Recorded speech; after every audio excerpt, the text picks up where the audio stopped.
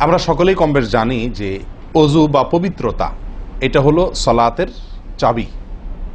নবী সাল্লাল্লাহু আলাইহি ওয়াসাল্লামের সূরা আবু দাউদে বর্ণিত হাদিস আসছে, তিনি বলেছেন মিফতাহুস সালাতি আত-তাহুর, সালাতের বা নামাজের চাবি হলো কি? পবিত্রতা বা ওযু। তো চাবি যদি ঠিক থাকে, পারফেক্ট হয়, তাহলে তালা খুলবে। আর যদি চাবি পারফেক্ট না হয়, ঠিক না হয়, তাহলে সেক্ষেত্রে তালা খুলবে না।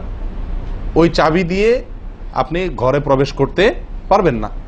মনে করুন জান্নাত হলো আমার ঘর বা গন্তব্য, ঢুকতে হলে আমাকে সালাতের তালাটুকু খুলে ঢুকতে হবে, অর্থাৎ সালাত পড়ে ঢুকতে হবে, আর তার চাবি হলো পবিত্রতা। তাহলে পবিত্রতা চাবি, তার তালা হলো সালাহ, আর সালাহ পড়ে আমি ঢুকতে চাচ্ছি জান্নাতে। তাহলে আমার শেষ গন্তব্যে, অর্থাৎ আমি যে জায়গাটা যেতে চাচ্ছি সেই জায়গায় জান্নাতে যেতে হলে আমার সালাত ঠিক হতে হবে। আর সালাত